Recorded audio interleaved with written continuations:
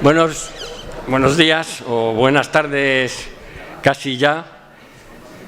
En primer lugar quisiera agradeceros a todos y a todas vuestra presencia hoy aquí en este acto tan emotivo de, como suelo yo decir, un acto de acción de gracias, un acto de agradecimiento a las personas que han dado y han consagrado toda su vida por esta facultad. En primer lugar quiero dar la bienvenida a Cari. Cari, gracias por venir. También ella ha pasado muchos años con nosotros y le agradecemos muchísimo el que esté aquí en este acto. Estábamos esperando a Carlos Taibo, que había al principio confirmado su presencia, pero no sé qué ha podido pasar.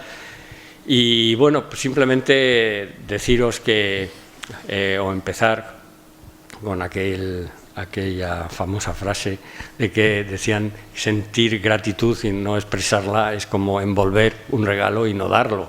Pues nosotros que sentimos esa gratitud es lo que justifica el que nosotros estemos hoy aquí, no solo para expresarla, sino también para agradecer a todos vosotros el trabajo de todo un año, de todo este año de trabajo, que compensaremos con una pequeña copa de Navidad al final del acto.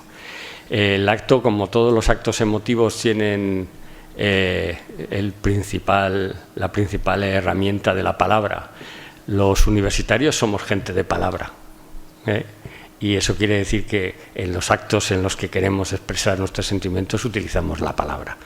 Así que le vamos a dar la palabra primero a Fernando Pantaleón. Fernando, muchísimas gracias por estar aquí. Y luego a Agustín, muchísimas gracias por estar aquí en este acto que es todo muy nuestro. Fernando, tienes la palabra.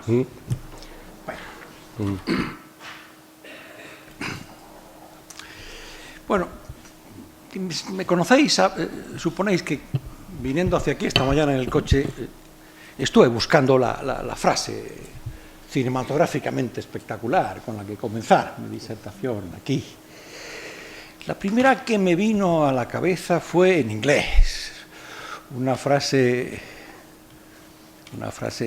famosísimamente épica y muy adecuada para un acto universitario clásico, tras los acordes de los Carmina Burana.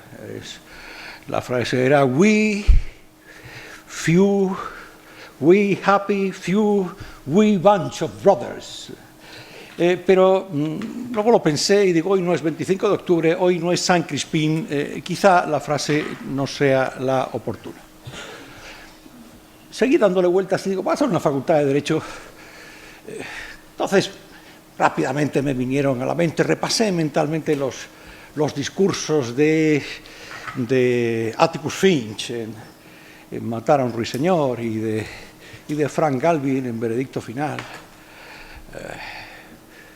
Los repasé detenidamente y bueno, me dije, Fernando, eso es demasiado previsible, tú tienes que estar a la altura de tu imagen en el espejo, eso lo hace cualquiera.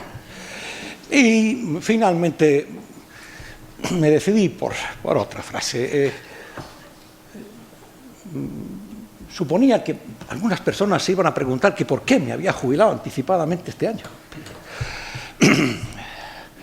Y hay varias razones, pero la más importante, sin duda, es que este es el año 2019, que es, como vosotros recordáis, sin duda, el año que aparece al comienzo de Blade Runner. Este año, además, ha muerto Rutger Hauer, precisamente en el año 2019, de forma profética. Y me pareció que nada más adecuado que empezar con la frase con la que el replicante pronuncia antes de su retiro final en el año 2019. La recordáis sin duda. Yo he visto cosas que no creeríais.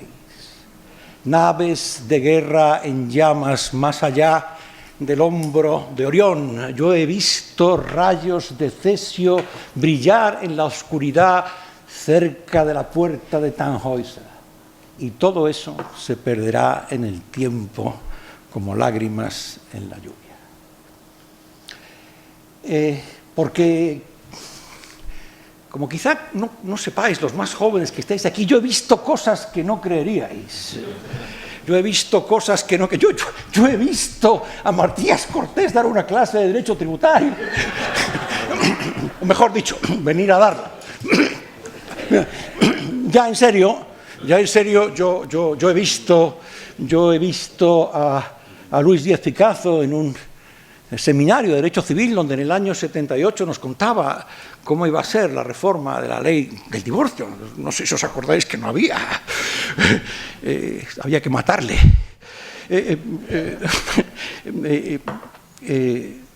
Y un notario le preguntó cuando él explicó que la nueva reforma no debería tener en cuenta la culpa, en absoluto, en la regulación del divorcio. Él era un hombre moderno. Un notario que estaba allí se levantó y le preguntó que por qué razón tenía que llevarse la mujer adúltera la mitad de los gananciales que había ganado su marido, por ejemplo, registrador de la propiedad. Lógico, un notario, ya podéis imaginar. Bueno, pues y en ese momento Luis le dijo, mira, querido, por dos razones. Una, porque no sería nada bueno que el juez tuviera que ponerse a investigar las razones del adulterio. No sería bueno ni para el marido ni para el matrimonio como institución. Y la segunda, querido, porque cada peseta de la mitad de gananciales es suya. Yo he visto a Gonzalo Rodríguez Murullo explicar con un cariño y una claridad a sus estudiantes la preterintencionalidad y el versare in re illicita del viejo artículo 8.8 del Código Penal. Yo lo he visto y he visto en la cara de algunos estudiantes, pocos, brillar en ese momento la luz de la inteligencia de forma parecida a como en 2001 Odisea en el espacio al comienzo brilla una luz en los ojos de los australopitecos. Yo he visto a José María Miquel una tarde en su despacho, cuando yo le fui a preguntar una cosa sobre el 464, yo era entonces un joven temerario, le he visto contarme la estructura metálica del sistema español de transmisión de la propiedad. Y os podría contar anécdotas parecidas de Julio González Campos, de Elías Díaz, en los pocos escasos tiempos de investigación que le dejaba su defensa numantina del Departamento de Filosofía ante las mesas de mus del bar, del único bar del mundo con facultad, que amenazaban con atacar su despacho. Yo os podría contar, os digo, cosas que no creeríais, porque yo en el mundo del derecho he podido ver más lejos porque he caminado en esta universidad, he caminado a hombros de gigantes. Y os digo también que eso no se perderá como lágrimas en la lluvia, porque dejaron discípulos que están aquí, muchos entre nosotros, otros en otras universidades. Para mí, para mi vida, la masa crítica que existía cuando yo comencé a hacer mi tesis, esos doctorados, y aquí naturalmente doctorandos, y aquí naturalmente tengo que hablar de las fuentes del derecho. Las fuentes del derecho éramos un grupo de doctorandos. Nos llamaban así los que no eran parte del grupo. Lo decían con sorna, para que nos doliera, pero no ocurría, porque para nosotros era una descripción. Y nos reuníamos en dos bares que fueron los templos del derecho en Alcobendas, Casa Virgilio y Casa Marví, en que naturalmente nos reuníamos allí. A Enrique se acuerda, sin duda alguna, porque excepto las comidas que Fernando Vallespín comenzaba contando un viaje en el que había tenido alguna aventura erótica, que eran muchísimos siempre, los demás nos dedicábamos al derecho. Nos dedicábamos al derecho y hablábamos de derecho, cada uno contaba su tesis, él también, cuidado. Y era un grupo de gente espectacular. La verdad es que es inolvidable para mí recordar aquello y sé que gracias a eso, lo que aprendimos de nuestros maestros permanecerá siempre. voy acabando ya. Luego nos separamos. Yo me dediqué también al ejercicio profesional. Yo comprendo que la universidad es, de verdad, los verdaderos profesores son los profesores de exclusiva, pero yo me dediqué a ejercer un poco. Pues, la razón se la expliqué al profesor Menéndez cuando un día, caminando por el pasillo, él me ve. Yo acababa de entrar en Garrigues y entonces el profesor Aurelio Menéndez me dice: Fernando, creo que entra usted en el despacho Garrigues. Lo dijo con ese tono de ¿qué hace usted en ese despacho y no en Uría Menéndez? Evidentemente, lo dijo así, pero siempre con cariño. Y yo le expliqué que acababa así. Y de pronto me dijo: desengáñese, Pantaleón, no volverá usted a ser una persona verdaderamente libre. No volverá usted a ser una persona dueña de uno mismo, nunca. Ya no volverá usted a ser dueño de sí mismo. A mí don Aurelio me impresionaba mucho. Y solo me atreví a musitar: don Aurelio, ¿usted sabe por qué ejerzo yo? ¿Por qué me he puesto a ejercer? Dice: no, Pantaleón, ¿por qué? Digo: para ser dueño de alguna cosa más. Esa fue la razón por la que he ejercido. Yo siempre he ejercido por dinero, nunca lo he hecho con la devoción con la que he estado en la universidad, aun cuando, como pueden ustedes comprender, la vida empuja hacia derroteros. Muchísimas gracias por todo lo que esta universidad me ha dado. Yo he sido bueno en la universidad, he sido en la abogacía, he llegado a ser magistrado del Supremo, en fin. Y todo eso, todo, de verdad, lo más importante para todos esos éxitos ha sido mi estancia en la Autónoma. Yo siempre he podido decir con orgullo quién era mi maestro. No hay mucha gente que pueda decir eso, pero yo siempre lo he podido decir con orgullo, y siempre he podido decir con orgullo en qué facultad estaba. Cuando alguien dice soy de la Autónoma, de la Facultad de Derecho de la Autónoma, todo el mundo sabe que estamos hablando de un nivel de calidad que no es frecuente. El otro día, termino ya, tenía que enterarme de una cosa sobre el práctico, hace unos años. Y llamé por teléfono al que me dijeron que era el encargado del práctico. Quiero recordar que era un joven profesor de Derecho Financiero. Y le digo: no sé si me conocerá, soy Fernando Pantaleón. El tipo dijo algo así como: bueno, tengo una idea. Aquí se habla de un tipo mítico que se llamaba Pantaleón. No lo decía para agradarme, no. Miren, yo hasta hace unos años era Fernando Pantaleón, catedrático de Derecho Civil. Ahora todos saben ustedes quién soy en la facultad. Yo soy el padre de Marta, cuídenmela bien. He dicho.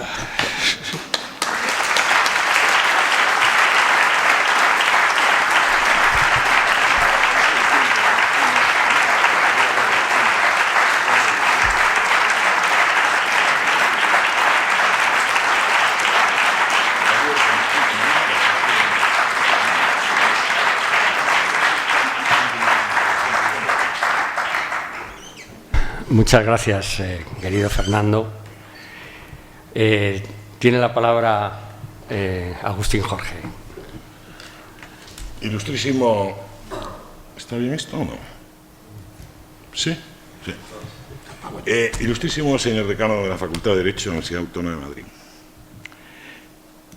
Queridos profesores, estudiantes, supongo que muy pocos, si es que hay alguno, y personal de Administración y Servicios, señoras y señores. También, querido Fernando, de acuerdo con esas maravillosas anécdotas que yo también de alguna forma compartí en su día. Me voy a referir, yo titulé estas reflexiones que pude, dentro de este bullicio en el que estoy sometido últimamente, una especie de remolino. Decía mi maestro que últimamente, dice: bueno, ¿sabes en qué me he convertido? Dije: no sé. Dice: no, me han convertido en prologuista. Y yo dije: pues ahora a mí me han convertido en orador. Porque con motivo el día 29 del mes pasado se celebró el acto de entrega del libro homenaje, ¿no?, a mi persona, y ahí ya tuve que decir un discurso. Después otro reunión con los queridísimos colegas del departamento, del área, que ahora se llama Área de Derecho Penal, y así sucesivamente. Y ahora ya culmino con esto y ya me retiro, o sea, de los discursos, porque estoy bastante cansado de ello en general, ¿no? No he nacido para discursos, ni tampoco para lo que tan en boga se utiliza ahora, que es ser políticamente correcto. No lo soy. No lo he sido nunca y ahora lo seré menos, claro. O en todo caso mantendré la esencia de lo que yo creo que se debe decir, que es la esencia de la autenticidad. Autenticidad que voy a reflexionar, decía el título, es Recuerdos del ayer y perspectivas de futuro de la Facultad de Derecho de la Universidad Autónoma de Madrid. Nosotros, yo creo que una institución que pierde la memoria está condenada al fracaso, para mí. Por lo tanto, tenemos que saber muy bien de dónde venimos y después ver hacia dónde vamos, ¿no? Entonces, si esto es así, que creo que debe ser así, el origen nuestro está en una pequeña calle de Madrid, cerca de Glorieta de la Iglesia, se llama Felipe el Hermoso, ¿no? Ahí estaba la Facultad de Derecho de la Universidad Autónoma de Madrid. Y yo ahí me incorporé, al comienzo de la década de los años 70 del siglo XX, bajo la batuta siempre ya de mi querido maestro, hasta la actualidad, sigue siendo y seguirá siendo toda la vida, el profesor Rodríguez Mourullo, ¿no?, con don Gonzalo. Y allí estaba también, en ese embrión de Facultad de Derecho de la Universidad Autónoma de Madrid, en Derecho Penal, querido colega, profesor Miguel Bajo, recientemente fallecido, cuya pérdida irreparable sentimos mucho, y yo en particular, porque, aunque tuvimos siempre alguna que otra disputa, él era mi hermano mayor académico. Yo era el pequeño un poco más rebelde, él era más de la ortodoxia. Es que eso no lo dice don Gonzalo Agustín, lo que estás diciendo, tal, no sé qué. Y yo, mira, Miguel, hay que replantearse alguna cosa. Y aunque se lo diga don Gonzalo, se respeta y dialogamos, etc. Él era siempre muy impulsivo, ¿no? Yo no era tan impulsivo y, además, he de reconocer que siempre he tenido cierta actitud rebelde, no solo en la universidad, ¿no? Bien, entonces, nada más llegar a la universidad, a la Facultad de Derecho, allí en Felipe Hermoso, me encontré con una personalidad excepcional, decisiva para la historia de nuestra facultad, con el decano honorario, profesor don Aurelio Menéndez, ¿no?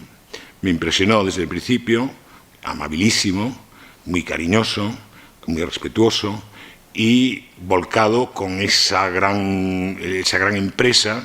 Yo creo que ha sido una de sus grandes obras, esta Facultad de Derecho. O sea, se volcó totalmente, y a ello me voy a referir ya, porque son pasos ya muy importantes en la historia de la facultad, porque él, desde su perspectiva como decano honorario y su actitud que hoy en día no es frecuente en la sociedad española, desgraciadamente, una actitud, yo diría que muy abierta, muy institucional, supo utilizar los medios que tenía a su alcance, que en principio eran muy buenos, como casi siempre en este país. Los comienzos parecen buenos, pero el final, por falta de medios, no suele ser el deseable, ¿no?, o el deseado. Hay que reconocer que en sus orígenes, nuestra facultad, querida Facultad de Derecho de la Universidad Autónoma de Madrid, de tanto prestigio, tanto reconocimiento, no existía como facultad en los orígenes de la Autónoma. Estaba adscrita de alguna manera como departamento de Derecho a la Facultad de Ciencias Económicas. Esto es un dato curiosísimo, ¿no? Después, naturalmente, ya ocupó su propio espacio, ya con el traslado definitivo al campus de Canto Blanco, ¿no? El profesor Aurelio Menéndez, en un magnífico artículo sobre la historia de la facultad, nos dice que había dificultades, tuvo dificultades como decano, en este caso se llamaba decano comisario fundador, en definitiva, de la nueva Facultad de Derecho, de esta Facultad de Derecho, que era el problema de la selección de profesorado, un problema importante. ¿Por qué? Porque había dos modelos, el del contrato y el funcionario. Entonces, ¿cómo compaginar esto? Él utilizó muy bien, desde mi punto de vista, muy bien, lo hizo, yo se lo reconocí en más de una ocasión, y dije, no, es que usted lo que ha hecho aquí es una enorme generosidad y una mentalidad muy universitaria, de momentos delicados, estamos hablando todavía de la dictadura del general Franco, de buscar en el panorama de las universidades españolas lo mejor de lo mejor que había en cada especialidad, en gran medida, ¿no? Y ahí está el caso del profesor Díez Picazo, el profesor Rodríguez Mourullo, el profesor Elías Díaz, el profesor González Campos y tantos otros. Y eso él lo explotó al máximo, pero claro, eso tuvo una vida limitada en el tiempo. Y ya a partir de este momento se fue ya directamente al modelo de funcionario, ¿no? De concurso de méritos para Madrid, ¿no? O sea que autonomía universitaria se llamaba Autónoma de Madrid, pero al final no era tan autónoma, ¿no? Pero a pesar de eso, él sí mantuvo cierta independencia a la hora de buscar los pilares de esa nueva Facultad de Derecho, que, lo apuntaba hace un momento fugazmente Fernando Pantaleón, de la cual se han nutrido varias facultades de Derecho de España. La de Málaga, por ejemplo, la de Carlos III en Madrid, magníficos profesionales que se formaron aquí. Y esto ha sido esa impronta, repito, del profesor Aurelio Menéndez, ¿no? De buscar con generosidad lo mejor. González Campos no era una persona en aquellos momentos muy querida, digamos, en el estatus oficial español, ni tampoco Elías Díaz, que tuvo aquel conflicto enorme de sus oposiciones, y él apostó por lo que era calidad, que era lo importante, ¿no? El segundo problema que decía él, masificación de los estudiantes, que era un problema que siempre hemos tenido. De todas formas, en eso hemos mejorado algo. En la época en que se crea la Facultad de Derecho, sobre 2.500 estudiantes aproximadamente, y después, en mi época de decano, que estoy hablando del trienio 1992 a 1995, eran 6.000 estudiantes. Y recuerdo aquellas juntas de gobierno que eran terroríficas. Este decano de Derecho es inflexible, no nos permite ni uno más. Digo, no, no es que no permita. Si queréis que vayamos a reproducir el escándalo que se produce en España, que es en los centros hospitalarios, y tener las camas en los pasillos, y sacamos a los estudiantes a los pasillos, pues entonces sí. Pero si no hay sillas suficientes, no tiene sentido hablar aquí de 8.000, 10.000 estudiantes, ¿no? Aparte de que es muy difícil mantener con esa masificación un nivel mínimo de calidad docente. Y por último, el maldito plan de estudios. Digo maldito porque, claro, a mí ya cuando se habla de plan de estudios y me recuerda a Bolonia, quiero pasar página. Sobre todo si estoy pensando en compartir un momento feliz. Porque es lo más desagradable que me ha ocurrido en mi trayectoria de profesor universitario, junto a la ingrata labor de corregir exámenes. Son los dos elementos, para mí, absolutamente negativos, contra los que he tenido que luchar y sigo luchando, no con lo de los exámenes ya, desde la jubilación no, pero sí con el Plan Bolonia, la coordinación de las magistrales con los seminarios, que ya vienen los seminarios que no podemos coordinar bien, que hay que invadir seminarios para mantener un mínimo nivel de las magistrales. Yo creo que es un desatino.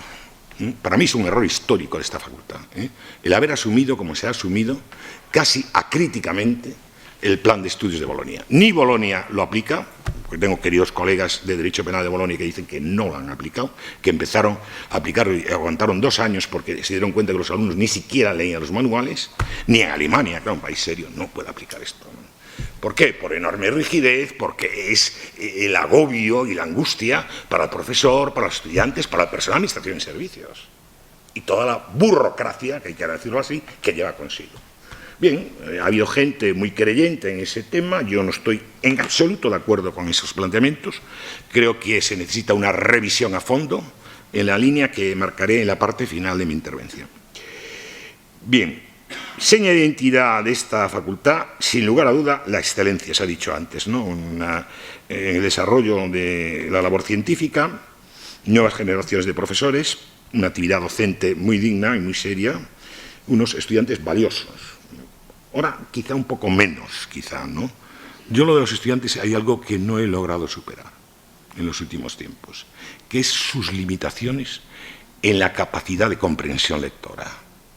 La pobreza de vocabulario que tienen los estudiantes de Derecho de esta facultad, en concreto, que son los que yo conozco, me parece muy grave, muy preocupante. Y yo creo que eso hay que decirlo públicamente, hay que denunciarlo, y hay que corregirlo. Quizá no esté en nuestras manos el hacerlo, ¿no? Porque esto viene de instancias inferiores, de la enseñanza secundaria. Pero ¿por qué no podemos pensar en que se impartan unos seminarios e incluso una optativa de gramática y literatura española? ¿Por qué no? estoy en contra del papanatismo del inglés, me parece muy bien. Pero si además íbamos a ver qué idiomas son los importantes, ¿por qué no vamos a empezar ya con el chino, el mandarín, que es el número 1 de los idiomas actuales? Pero claro, es empezar la casa por el tejado. Los cimientos, un idioma como el español, de la riqueza del idioma, de la lengua española, que no se ha cultivado, ni reconocido, ni practicado por estudiantes de Derecho, cuando el derecho se manifiesta a través de la palabra, sí, de la palabra, pues claro, yo lo veo una contradicción grave y muy preocupante, ¿eh? Hay una etapa importante, me voy a referir aquí a la etapa de la década de los 80, en donde aludió también de paso nuestro querido colega Fernando Pantaleón, pero yo creo que es una etapa muy importante, porque si los cimientos lo pusieron el profesor Aurelio Menéndez, acompañado en ese primer viaje por mi querido maestro, el profesor Rodrigo Mourullo, y otros queridos maestros del derecho, hay la fase del relevo generacional. Y entonces, por una vía de hecho, porque fue así, por una vía de hecho, crearon estos grandes maestros unos equipos de excelentes profesionales y fueron delegando fácticamente el ritmo y la marcha, de la batuta, digamos, de alguna forma, de esta facultad. Y entonces ahí efectivamente hay una etapa ya creo que muy importante, que es la etapa del decanato del profesor González Campos, ¿eh? Para mí eso es una etapa muy importante. ¿Por qué? Porque aparte del cariño que yo siempre he tenido y admiración, es verdad, y gratitud al profesor Julio González Campos, creo que era un excelente universitario, magnífico, catedrático de Derecho Internacional privado, invadía casi todo, porque era el estilo de Julio, ¿no? Privado y público. ¿Pero dónde estás, Julio? ¿En los de privado? ¿Estás en público, en privado o en privado y público? Dice, hombre, Agustín, tan irónico. Digo, no, porque es tan expansivo, y además dividir la asignatura de Derecho Internacional en dos, de privado y público, en la que él tuvo mucho que ver, todo hay que decirlo. Bueno, pues él le dio un impulso a esta facultad enorme, enorme. ¿Por qué?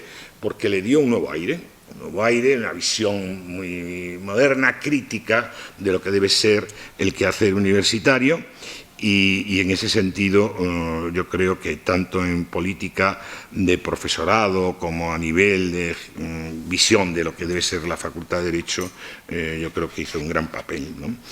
Es verdad que después se interrumpió porque él fue rector, ¿no? Yo fui vicedecano de profesorado con el profesor González Campos y después coordinador de su campaña electoral, y tuvimos suerte y él accedió a ser rector. En aquel momento me dijo, bueno, Agustín, ahora lo que quieras, menos rector, vicerrector, secretario general. Dije, no, Julio, no voy a aceptar nada, porque mi sitio, creo, y así lo entiendo, debe seguir en la Facultad de Derecho, y así lo hice. Lo hice, y entonces ahí empieza otra aventura que completa la gestión del profesor González Campos, que fue también con otro internacionalista, en este caso de público, de derecho público. Un ilustre jurista y una persona con mucha personalidad, un gran dinamismo, una gran energía, que recién llegado aquí como catedrático, el profesor Antonio Remiro Brotons, con el que me ha unido y me une una magnífica relación personal y también académica, pues asumió lo que le habíamos propuesto una serie de jóvenes profesores. Bueno, hablaba de fuentes del derecho, bueno, todo eso tiene también, es un poco novelesco, o sea, cuando se habla de fuentes de derecho y todo eso, yo creo que es muy novelesco. Algo de razón tenía Fernando Pantaleón, no toda, ni mucho menos, pero algo sí. Pero era un grupo de profesores jóvenes de la facultad, efectivamente, que nos coordinábamos de alguna manera y que, además de dar nuestras clases y de asistir a los claustros y a las juntas de facultad y hacer nuestro trabajo de tesis doctorales y después oposiciones adjuntivas y cátedras, pues nos dedicamos un tiempo importante a la política universitaria de la facultad. Yo, desde luego, se le llame como se le llame, yo estoy orgulloso de haber estado integrado en un grupo de excelentes profesionales de la universidad. Es cierto que algunos después hicieron sus trayectorias, pues sí, pues cada uno tiene sus condicionantes personales, se dedicaron pues a lo mejor al mundo de la abogacía, al mundo de la política, etcétera.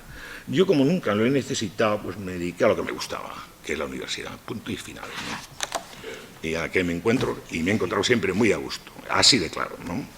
Entonces, recuerdo que en aquel equipo estaba con Remiro Botons con mucha ilusión. La verdad es que fue una experiencia estupenda. El profesor Zornoza, de Derecho Tributario, Eusebio Fernández, de Filosofía del Derecho, Gabriel García Becedas, de Derecho Laboral. Y el decanato del profesor Remiro Botons fue, yo lo definiría sobre todo como una bocanada de aire fresco, de renovación y compromiso ético en la gestión de nuestra facultad. También nos quedaron algunos problemas, precisamente por apretar las clavijas acerca, y voy a ser muy suave, del cumplimiento de las obligaciones por parte de ciertos catedráticos en cuanto a la labor docente necesaria e imprescindible. No voy a entrar ahí porque no va con mi estilo. En la tercera etapa, década de los 90, tuve el privilegio y el gran honor de ser elegido decano de esta facultad. Estoy hablando, como decía antes, del trienio 1992 a 1995. Yo me había reincorporado, antes del 92, a Madrid desde la Facultad de Derecho de Lérida, que dependía de la Universidad Central de Barcelona.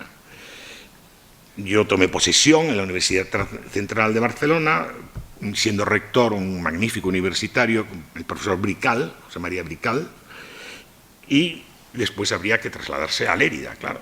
El primer catedrático de Derecho Penal que conocieron en Lérida fui yo, porque quien me había precedido en el cargo, pues claro, tomó posesión en Barcelona, cogió el puente aéreo y Madrid, punto. Yo no, yo me fui a Lérida, como tenía que hacerlo.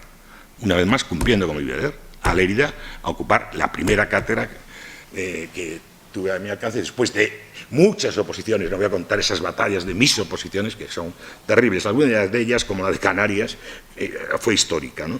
Pero bueno, al final lo conseguí, lo luché, lo conseguí, me ayudaron, aparte de mi maestro, mis queridísimos amigos Miri Luzón y otros más que se añadieron. La verdad es que al principio yo, en la política de oposiciones a cátedra, la experiencia que tengo, podíamos recordar un poco al CDS de Suárez, es decir, entrábamos en un taxi. Tenía muy pocos votos. Y cuando logré la cátedra en Barcelona, y lo recordé el otro día, yo partía solamente con 3 votos. Fui a muchas oposiciones con 0 votos. Claro, en algún momento le dije a mi maestro, mira, yo ya he cubierto con creces el masoquismo de presentarme a oposiciones, se acabó. O hasta que se logre una estrategia mínima de compromiso de que tengo votos para ser catedrático, bien, y si no, pues mira que se lo coman ellos con su pan, su sal, y lo que quieran los colegas del escalafón, porque yo estoy encantado en la Autónoma de Madrid, y ahí,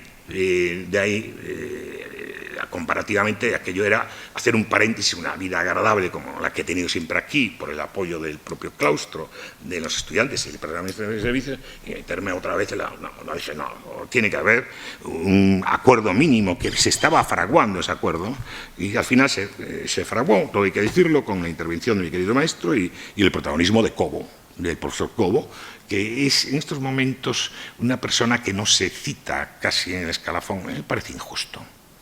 Yo no es que ni fui discípulo de Cobo, ni tuve que rendir pleitesía a Cobo, ¿no? Pero mucha gente en el escalafón que sí lo hizo, le dejó abandonado en la última parte de su vida académica, porque ya no interesaba, ya no tenía el poder que tenía. Y antes habían ido con la pleitesía, fueron mucho más listos que yo, claro.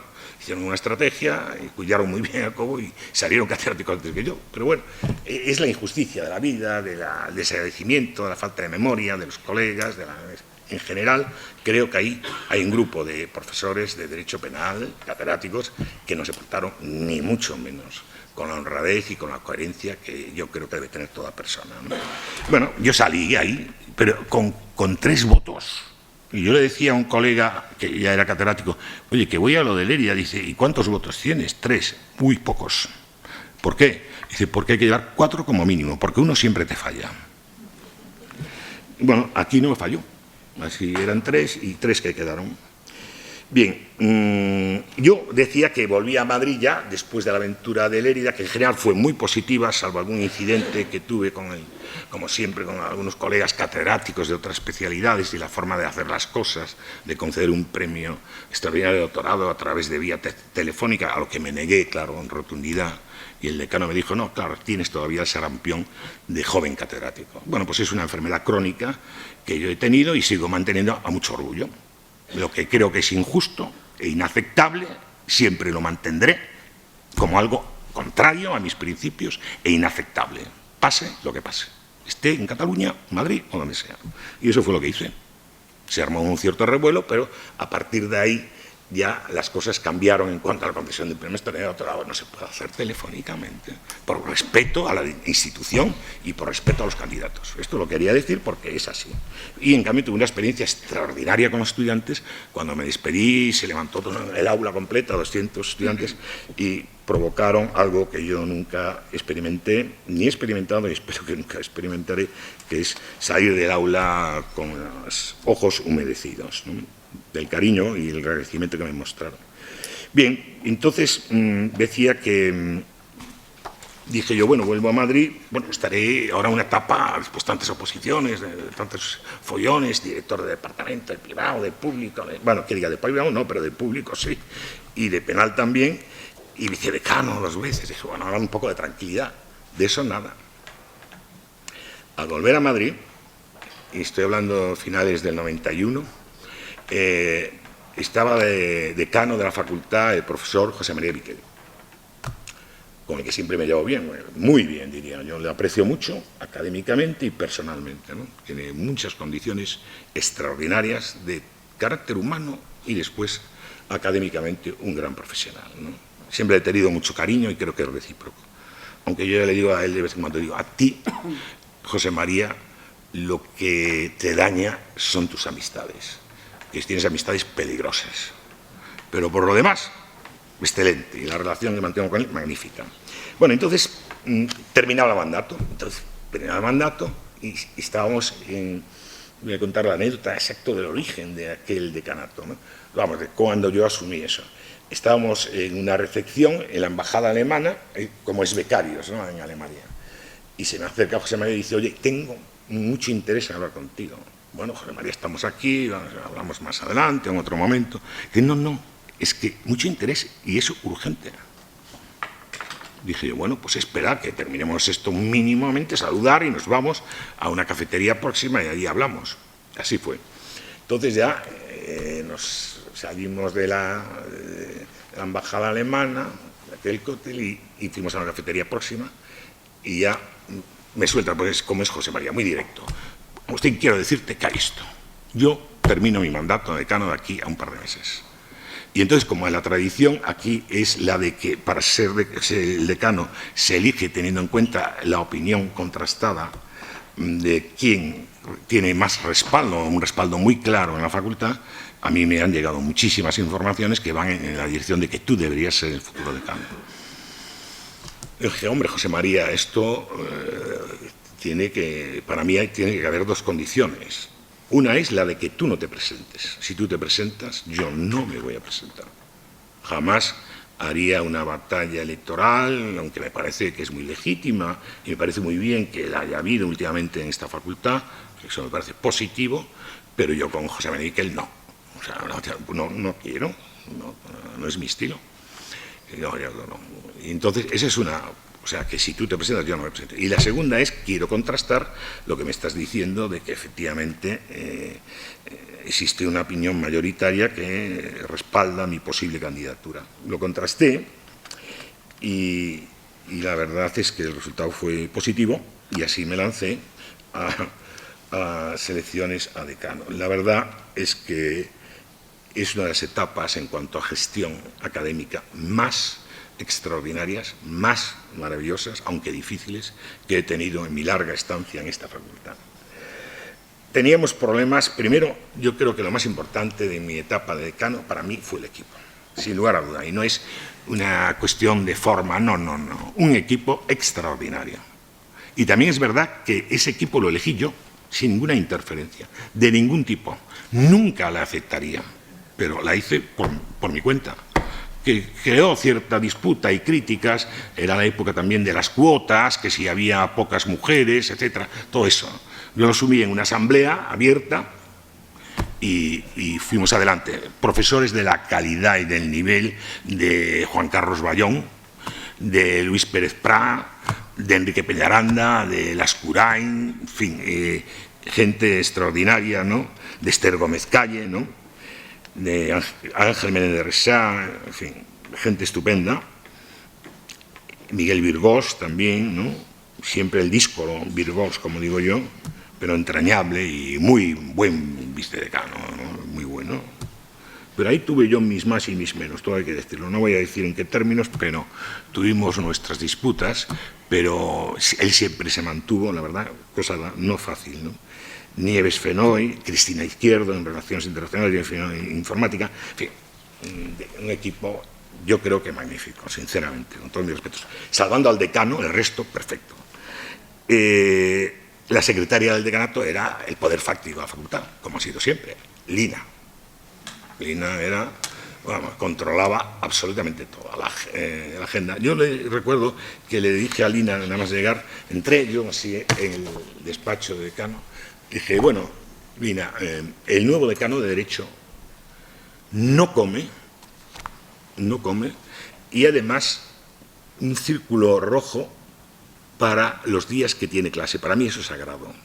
Me da lo mismo el compromiso que sea. Se manda a un representante en mi nombre, pero yo, eso para mí es sagrado. Y fue lo que hice. Mantener la docencia, eso sí, solo de un grupo, pero todos los 3 años de decano, ¿no? Y después lo de comer, no come. Entonces Lina con mucha gracia dice, bueno, pues si no come se morirá el nuevo decano de Derecho. Y dije, bueno, entiéndelo bien, o sea, comidas oficiales las mínimas. No he creído nunca en las comidas de trabajo, ni se trabaja ni se come bien, por lo tanto, fuera. Esa es mi impresión. Mi mejor experiencia, por lo tanto, de decano porque me dio una visión, después de la experiencia que había tenido, magnífica con lo que yo me identifico, que es la vía institucional de siempre buscar el interés general de la comunidad, en este caso de la facultad. Siempre. Por encima de cualquier interés mínimo que pudiera tener yo, personal, familiar, de cualquier... No, esto ahí no, eso en el interés general de la facultad y punto y final. Y después, además, me dio también la oportunidad de conocer toda la universidad porque yo propicié, y así se creó y después se consolidó como una institución aquello, que fueron las reuniones de los decanos de toda la universidad. Que era el decano de Filosofía, el profesor Vendala, el decano de Ciencias, el profesor Santiago Carrillo Hijo, el de Medicina, el doctor Villamor, fallecido en el año 2015, Maximino Carpio de Ciencias Económicas, Amalio Blanco de Psicología. Y como rectores tuve distintos, pero con los que me llevé bien, Cayetano López y Raúl Villar.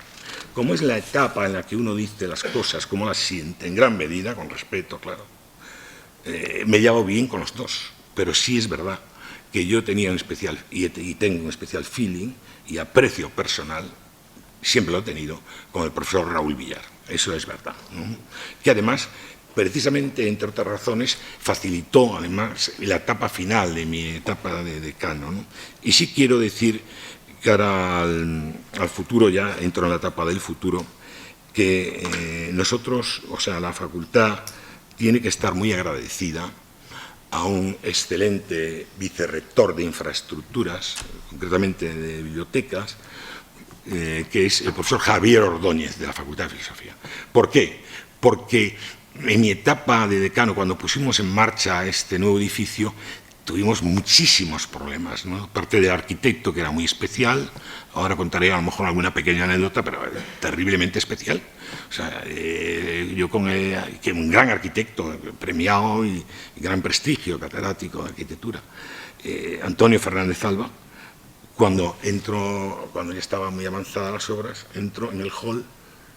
¿Qué te parece, decano? Digo, pues me parece un disparate. ¿Por qué lo dices? Digo, hombre, si entro a un edificio público, yo no tengo una oficina de información. Hombre, es que me rompes la estructura, la mentalidad, la estética. Digo, lo que quieras, Antonio, pero por mis muertos, que tú aquí vas a poner una oficina de información, porque esto es intolerable. en cualquier sentido común. La gente, oiga, hay que hacer efectivamente un lugar, un centro de imputación de entrada para que la gente se informe dónde está y dónde están las cosas, ¿no?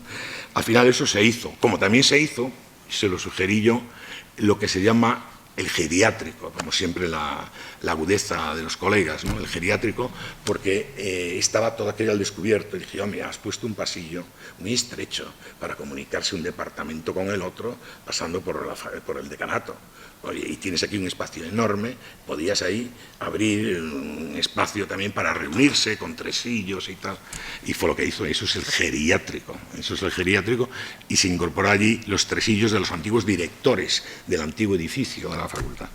Son cosas que han ido pasando, como también la joya de la corona, sin lugar a duda, que es la biblioteca. La biblioteca tenía un problema gordísimo, y es que no se podía abrir.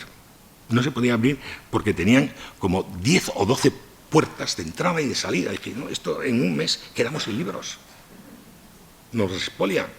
Entonces tuvimos que hacer un circuito interno, efectivamente, y así ya se pudo abrir la biblioteca de la facultad. Yo creo que la biblioteca, querido decano, es algo que debemos tener como uno de los puntos neurálgicos en el presente y en el futuro de la facultad. Es el pulmón de la facultad, que cuenta además con un personal dedicado extraordinario, y al que se puede incorporar como se incorporó en su momento, pero creo que ahora no es así y debería serlo en cambio, que es lo de los voluntarios, ¿no? Los estudiantes que podían colaborar como una especie de voluntariado, ¿no?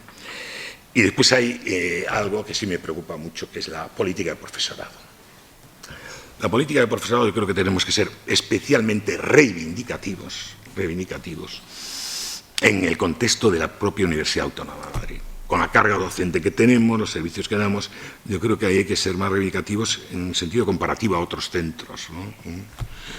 Y entonces ahí hay que cuidarlo, porque yo creo que de la cantera de la facultad depende su futuro, ¿eh?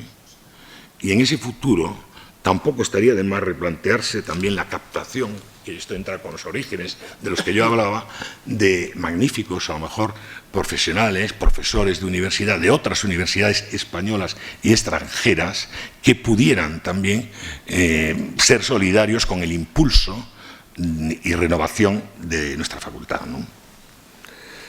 Lo que ya no soy partidario, y lo quiero dejar muy claro, es de la autocomplacencia. No estoy de acuerdo. No digo que seamos autocomplacientes, pero hay que evitar ese riesgo de la autocomplacencia. Como somos una facultad maravillosa, como estamos en el ranking, en los primeros lugares, como... No, cuidado. En el ranking podemos estar en un lugar muy bueno en el ámbito de español, pero en el extranjero ya no es lo mismo. Y ahí tenemos el reto inmediato del marco nuevo europeo, que además la Universidad Autónoma está metida en un pool de universidades donde tenemos que estar a la altura de las circunstancias. Y es cierto que se hizo una gran labor aquí en el ámbito internacional de relaciones, concretamente uno de mis sucesores, el profesor Javier Díez Olanín, impulsó unas vías de conexión internacional importantes, que yo creo que hay que abundar en esa línea, ¿no? Pero estar a la altura de las circunstancias. Y por tanto se requiere una política renovadora, de constante impulso, en la que exista la autocrítica. ¿Hacemos cosas bien? Sí. ¿Tenemos un buen nivel? Sí. ¿Comparativamente con otras universidades españolas? Sí. Pero nos falta mucho por recorrer. Mucho. No podemos ser complacientes. Y ya termino. Pero pensando en el futuro, no quisiera dejar en el tintero que dentro de mi particular filosofía sobre el profesor universitario y de esta facultad, solo entiendo la actividad académica como un proyecto institucional, abierto, tolerante, integrador, que propicie el intercambio cultural desde el rigor científico con empatía, con luces largas, de medio y largo plazo. Cuando pienso en esto, y ahora ya voy a lanzar algo sobre la mesa y sobre el futuro, algo que yo no veré, además, pero por eso me gusta además ponerlo sobre la mesa, que es la posible construcción de un tercer edificio de la facultad. Que ya he pensado en él, se podría hacer en este lateral, con una variante respecto al otro. El otro ha estado bien, pero creo que ha tenido fallos importantes, ¿no? A mí no me gustan, por ejemplo, el salón de actos, que chico, muy pequeño, disfuncional, cuando teníamos que haber hecho un salón de actos en condiciones, incluso polivalente. Eso es un error. Como es un error poner la Secretaría de la Administración de la Facultad en un sótano. Esto no es aceptable. Hay que entrar directos, en la primera planta, directos. Que llegue ahí el estudiante, oiga, y ahí están ya las oficinas para hacer las gestiones correspondientes. Eso había que hacerlo, y hay que hacerlo en el futuro. Me gustaría, yo no lo veré, pero que en ese tercer edificio se construyeran buenos espacios para la discusión, para la polémica, para seminarios, y un magnífico salón de actos, donde se pudieran hacer congresos de carácter internacional, en condiciones. No lo sé. Y decía un detalle que tampoco se cuidó con el anexo. Yo estoy en el anexo y el anexo tiene unos magníficos despachos. Aquí no son buenos, y lo digo ¿por qué? Porque las previsiones fueron, las que hicieron previamente a mi intervención como decano, fueron cortas. O sea, se amplió mucho y en poco tiempo la plantilla de profesorado, y entonces hubo que hacer casi nichos, que son los despachos del edificio central que tenemos ahora. Allí tenemos despachos más razonables, un poco más amplios, más cómodos, ¿no? Como deben ser, ¿no? Entonces yo creo que eso decía que hay un fallo más entre el nuevo edificio, y es ¿por qué no han hecho el puente de los suspiros, como digo yo? Y nos evitarían muchos catarros a los que vivimos en el nuevo edificio, ¿eh? Porque aquí es un vendaval constante. Cuando uno va a clase o viene a la biblioteca, etcétera, pues el vendaval de aire que hay entre el edificio antiguo, pues no cuesta tanto un puente de los suspiros de comunicación de este edificio con el otro, con el anexo. Como habrá que hacer en el otro, si es que se hace, pues un puente de los suspiros para conectar con ese novísimo edificio. Yo no sé, supongo que eso será, como dice alguno de mis colegas, una fantasía más de Agustín, ¿no? Y ya cierro diciendo que os agradezco muchísimo, y ahí estoy pensando en la facultad, de sus orígenes. Algunos de los protagonistas ya no viven, en la memoria sí. A todos los estamentos de profesorado, de estudiantes y de personal de administración y servicios, os animo a seguir luchando con esfuerzo, quizá con la misma ilusión. Probablemente os pediría algo más, con más ilusión incluso, de lo que yo lo haya podido hacer. Para mí fue un honor, y es un honor, porque como recordaba también el 29 de noviembre, en esta misma aula, soy emérito, pero vitalicio. Y entonces estaré hasta cuando aguante o me aguanten, pero trataré de ser lo suficientemente delicado y prudente como para saber cuál debe ser el momento que hay que elegir para decir un adiós siempre cariñoso, o el hasta siempre, como os digo ahora, y muchas gracias.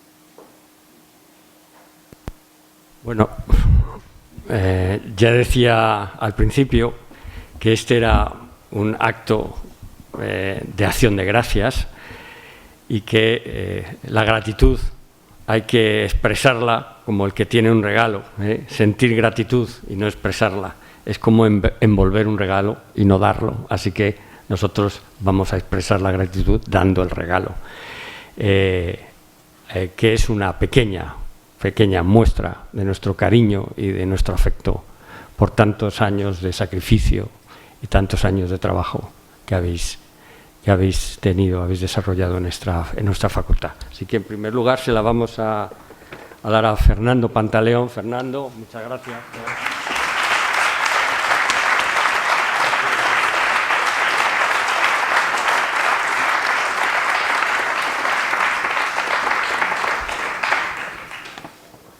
En segundo lugar, a Cari Pascuala.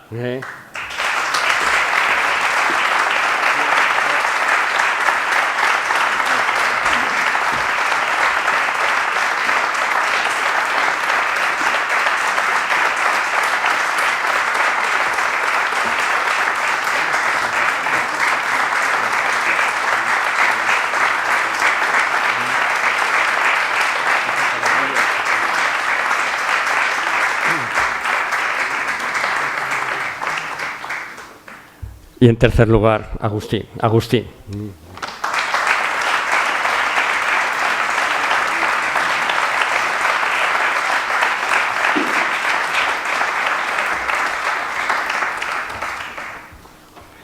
Y ya para terminar, permitirme unas breves palabras para concluir este acto. Luego tendremos la continuación del acto en otro formato, quizás muchísimo más agradable que este. Querida vicerrectora, queridos decanos, Agustín, Javier, Antonio, Liborio, no sé si me olvido de alguien, pues está por aquí, me parece bien, Fernando, querida directora, queridas vicedecanas y vicedecanos, queridos amigos y amigas. Si hay una obra que mejor refleje el transcurso del tiempo y lo que supone este fenómeno para las vidas de cada una o las vidas de cada uno de nosotros, esa es Historia de una escalera, de Antonio Buero Vallejo. Esta obra de teatro, para el que la haya leído o la haya asistido a una función en la que se representase, relata, como sabéis, las vidas de sus vecinos, sus peripecias personales, sus proyectos, sus frustraciones, los vínculos que surgen generación tras generación en el descansillo de esta modesta casa de vecinos. La escalera de Antonio Buero Vallejo simboliza la gran metáfora de la vida y describe cómo con el paso de los años va conformándose nuestra existencia a través de la vivencia actual y del recuerdo que discurre entre los lugares cotidianos donde vivimos y donde trabajamos.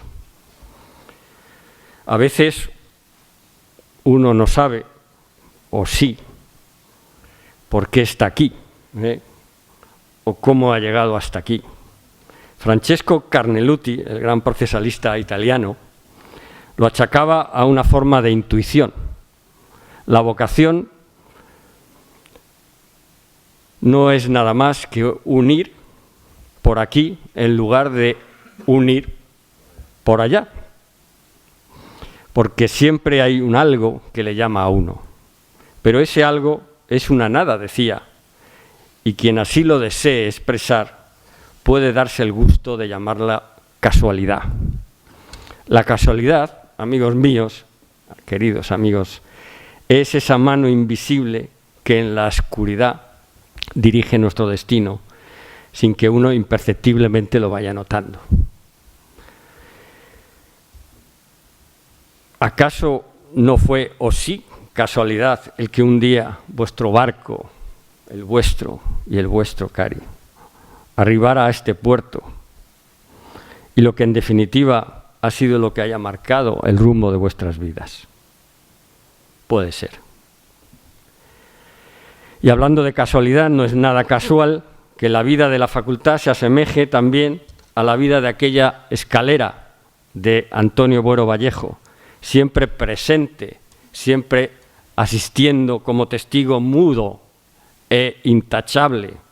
Los procesalistas llamamos intachable o sin falta de tacha a esos testigos imparciales y fieles de nuestras vidas, hasta el punto de que somos nosotros quienes damos realmente el sentido al espacio vital en que nos movemos, cada uno aportando nuestra propia experiencia. La historia de cada uno condiciona la historia y la vida de las instituciones, sin la cual nada se explica. Y por eso el trabajo que desarrollamos condiciona también la historia de nuestra facultad, que queda sumida en un discurrir a través de los despachos y a través de los pasillos. Yo suelo decir en la Junta de Facultad a veces que la sabiduría de los pasillos es infinita. ¿Qué sería de nuestra facultad sin la sabiduría de los pasillos? Una sabiduría que se va gestando a través del permanente contacto que nos proporciona el trabajo que llevamos a cabo durante toda nuestra vida. Y gran parte de esa sabiduría se la debemos a ellos, se la debemos a Cari, se la debemos a Fernando, se la debemos a Agustín, se la debemos a Carlos. Vivir es volver a recordar. Recordar, que viene de recordare, significa volver a pasar por el corazón.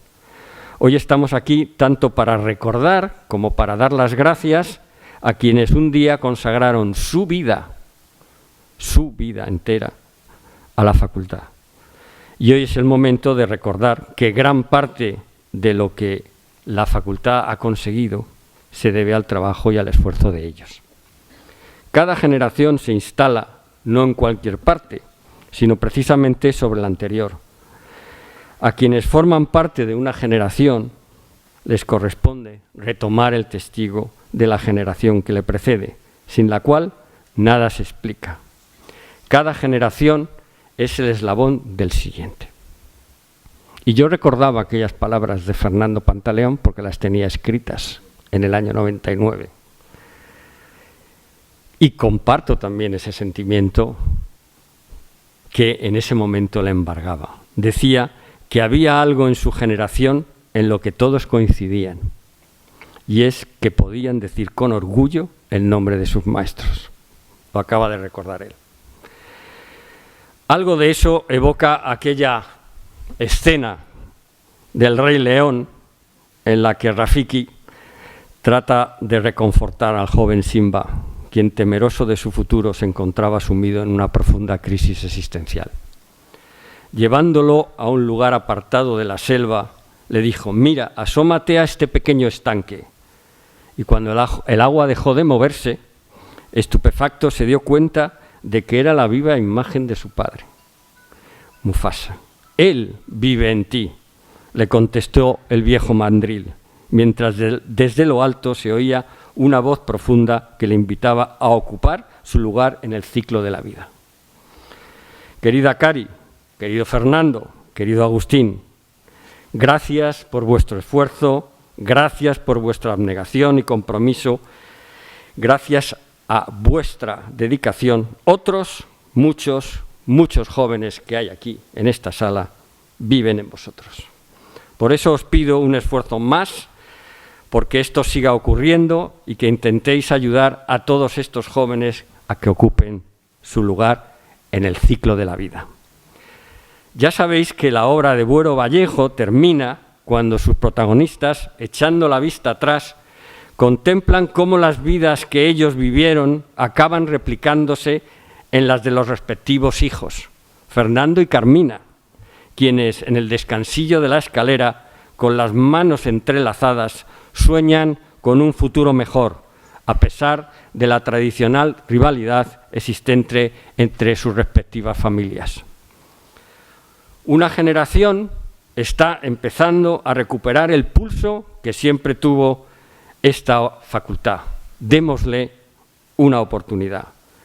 Así que cuando desorientados no sepan hacia dónde dirigir sus pasos, cuando duden de sus aptitudes, de sus posibilidades, de sus cualidades, cuando queden atrapados en las garras de la oscura noche del alma en la que los universitarios pasamos alguna vez, espero que tengan la fortuna de poder encontrar en vosotros un modelo donde verse reflejados para salir adelante, en el fondo del estanque.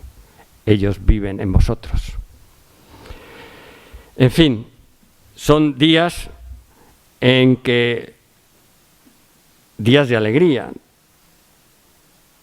días en los que los compañeros de trabajo se reúnen también para compartir un momento de gratitud hacia todos. Los universitarios no trabajamos por cuenta propia, trabajamos en espacios de decisión compartida. Estamos necesitados de los demás, todos estamos necesitados de todos. Estamos necesitados del afecto, del cariño y de la colaboración. Y resulta imprescindible mantener un buen clima de convivencia sobre la base de la tolerancia y del respeto hacia los demás. Los universitarios, algo que quizás se ha podido mencionar aquí, estamos empezando, y lo digo para el futuro, perdiendo un poco la capacidad de generar afectos, y eso nos hace vulnerables. Y nos hace muy vulnerables ante las contrariedades y los desafíos de la vida académica.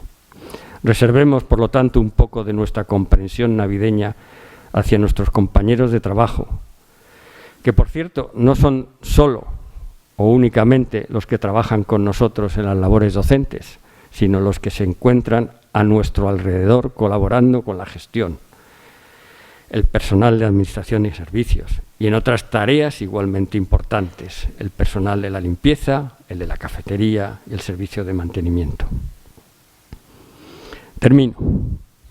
Querida Cari, querido Fernando, querido Agustín, queda mucho por hacer. Como decía Antonio Banderas, hoy comienza la segunda parte del partido de vuestras vidas. De manera que, por favor, hacer caso al consejo de uno de los filósofos más grandes que ha dado nuestra historia reciente, el Cholo Simeone. Una vez que termina un partido, todos los equipos saben que su éxito depende siempre del partido que está por jugar. El camino está marcado, partido a partido. Esa es la clave del éxito y también la clave del futuro de nuestras vidas. Muchas gracias.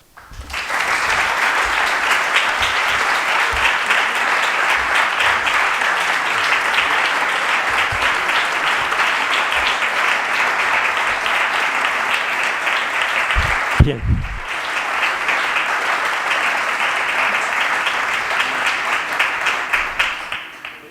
Advocación e invocación al Rey León, damos por terminado el acto y lo continuamos en el hall de la entrada, que por cierto, querido decano, hemos redecorado